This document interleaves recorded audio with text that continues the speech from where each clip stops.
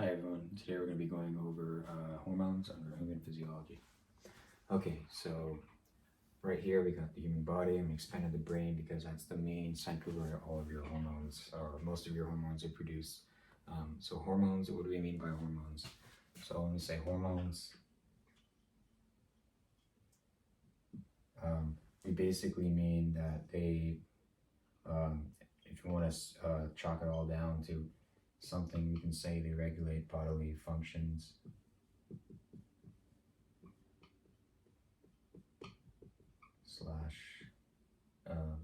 Maintaining homeostasis. Okay, so that's very important. That's the main thing that we centralize biology around. So hormones, you can kind of think just like housekeeping genes. They're like housekeeping chemicals in your body.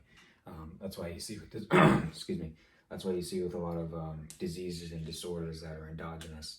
They there's a lot of them that involve hormones. So like such as Cushing's, there's a lot of adrenaline or cortisol that's being secreted, or adrenocorticotropic hormone, and that can cause a lot of issues with unwanted obesity or panic attacks and stuff like that. So an imbalance in hormones, too little, too much, can cause a lot of issues, and they're very important for maintaining these kinds of housekeeping functions. So let's get into the thick and skinny of it. So before we talk about hormones, just go over real quick the type of signaling that we use. It's very important to understand what type of cellular or bodily signaling. So we're used to terms like paracrine signals, which is basically, say you have cell A here, it's by exocytosis releasing some sort of signaling molecule, okay? And then cell B is going to have a receptor that fits these molecules, and then it's going to facilitate a response. Okay, so that's paracrine signaling. It's relatively close, relatively quick. Example of this is in neurons, where we have the presynaptic vesicle, or presynaptic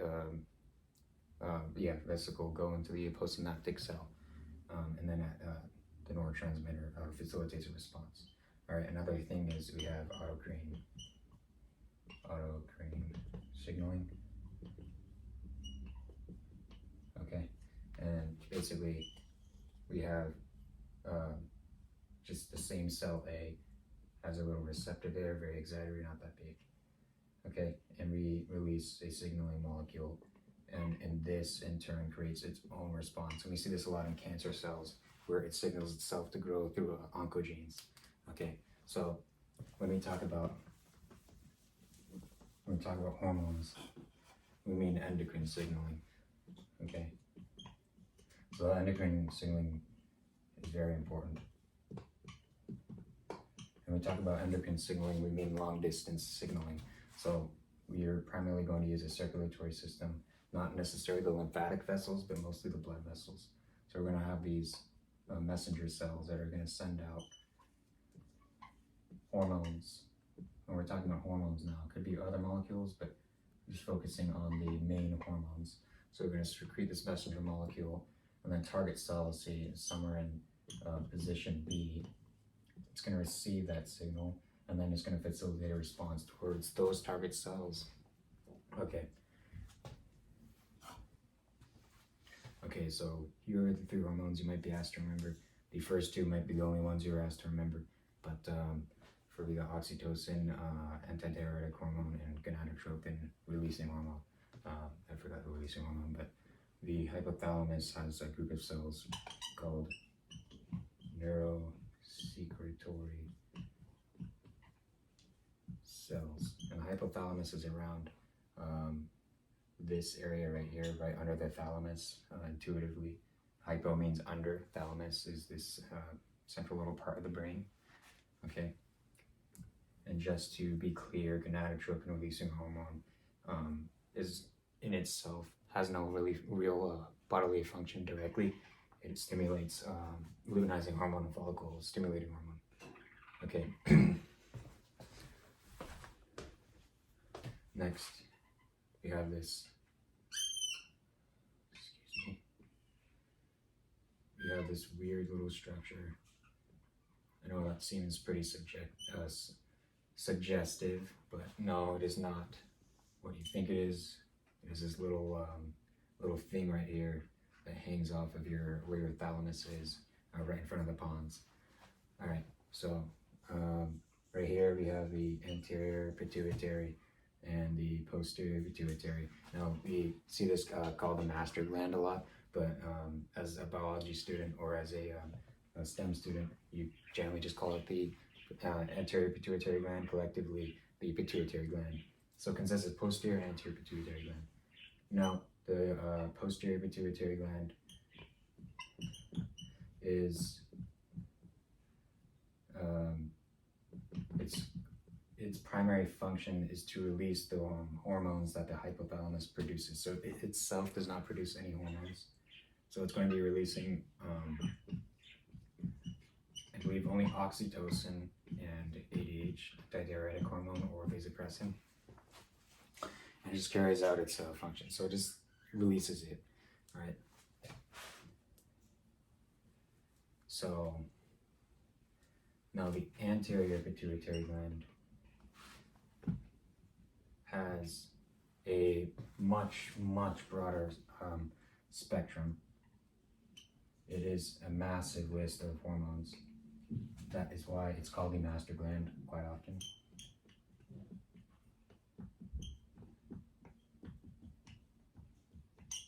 Now it's so extensive, and you will have to remember all the hormones here for Bio 101 or Intro to Bio 1, I believe, and General Biology. But it's so difficult for students to remember. We usually just give them this mnemonic me-flat pig. All right, capitalization is wrong in this, but in no particular order. Number 1, melanocyte stimulating hormone.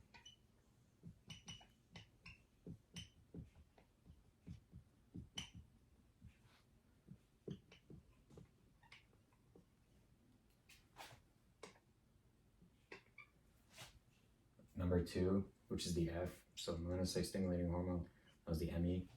The F is follicle stimulating hormone.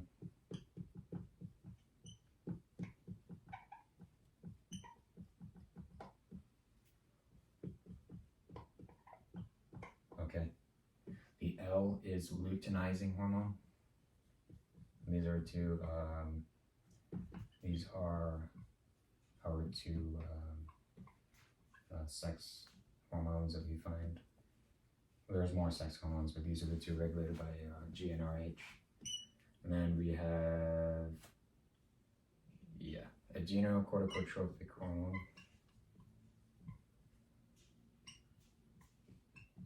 Or adrenocorticotropin.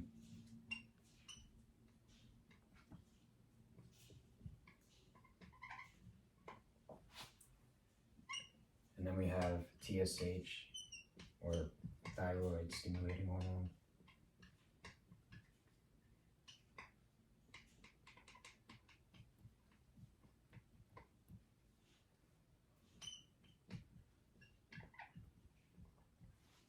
Okay. Next we have prolactin.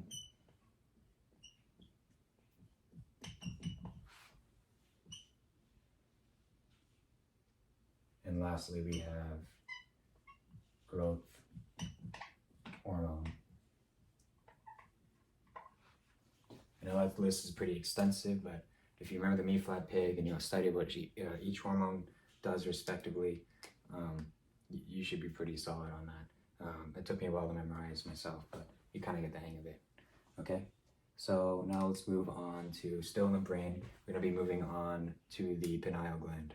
Okay, we have the pineal gland now. I didn't actually draw it here, but it's somewhere behind the pons and behind the thalamus. So, pineal gland, super simple. So much so that I might not even dedicate a video to it.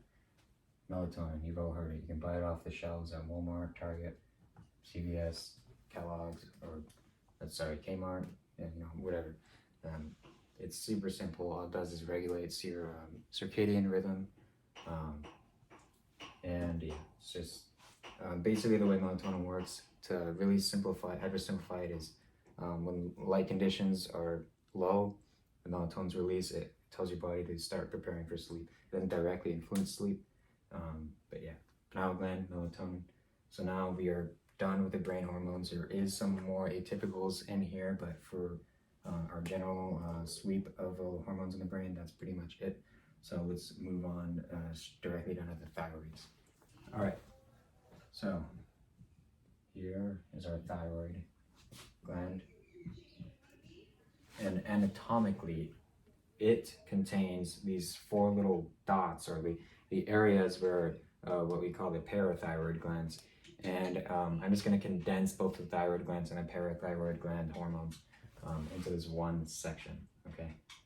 So actually let's start with just thyroids. Okay, so for thyroid we have number 1, thyroid, triiodothyronine, T3. That's the most active form of the thyroid hormone. And then next we have thyroxine, or T4, which is less active, and converted by deiodinase to make T3. And lastly, it's kind of a little confusing where it comes from, but sometimes we just put calcitonin there, and basically calcitonin just lowers your blood calcium.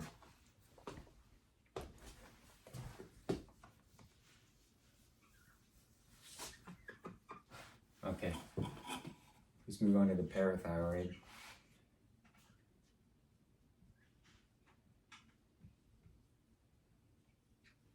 And the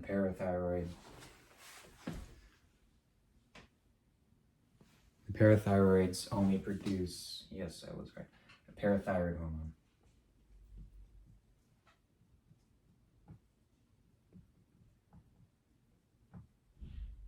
And that just is antagonistic to calcitonin, so it increases your blood calcium. All right, now let's move down and let's move to the pancreas. Please excuse my terrible artistry, but here we have the pancreas. Okay, the pancreas only secretes 2 hormones, and the pancreas is unique. Not only in that it is an organ, but also has 2 different kind of relative functions in the human body. Number 1 is digestive. It secretes bile. It's part of the biliary tract. Number 2, it has hormonal function. We're going to go over that right now. Let me just do it on here. Okay, so number 1, we have insulin. You might have heard that, and glucagon. Now I'll go more in depth on what these 2 do, but just as a kind of quick rundown, insulin reduces your blood sugar, not directly produced like by the production of glucose, but it tells cells to move glucose and through glucose cotransporters. And glucagon is antagonistic to that. It's a positive feedback as opposed to a negative feedback. It tells cells to release, so the lumen glucose increases its concentration. Now, the entire little pancreas gland here, the glandular part, it's not this whole pancreas, but we have a group of cells called the islet of Langerhans, which is sequestered within the core of the pancreas, which secretes both of these hormones. Okay, so that's it. Now let's move down to the adrenal glands. So you got the adrenal glands, and anatomically they sit atop the kidneys, right?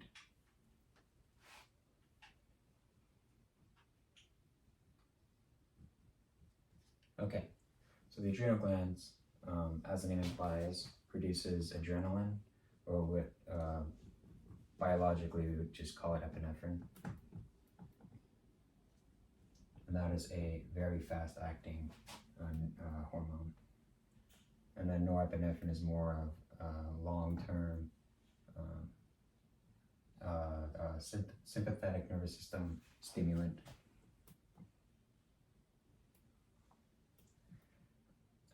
Then we have glucocorticoids. I believe it's cortisol, which is one of them, but we'll go more in depth on the future videos. And then we have mineralocorticoids, which regulate the osmosis within the kidneys. What is secreted, what is reabsorbed. Okay, so lastly we have the gonadal hormones. and this is probably the most obvious, but we have here estrogens, and progesterons.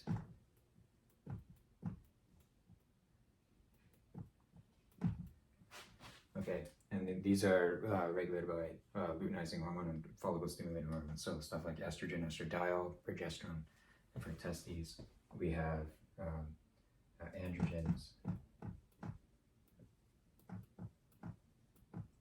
like testosterone. Okay, this was not so conclusive. Just an overview of all the main hormones in the body. We will go over each kind of organ or gland, if you will, in future videos. But I thank you for joining me in this little tutorial. And yeah, I will see you in future videos. Thank you.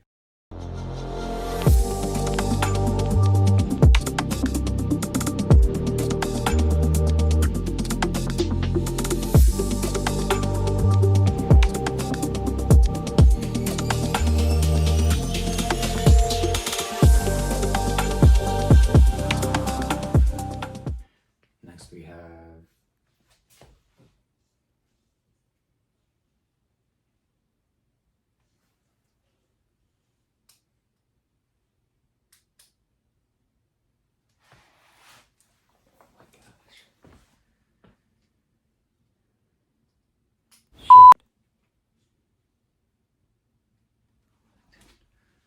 All right, next we have prolactin.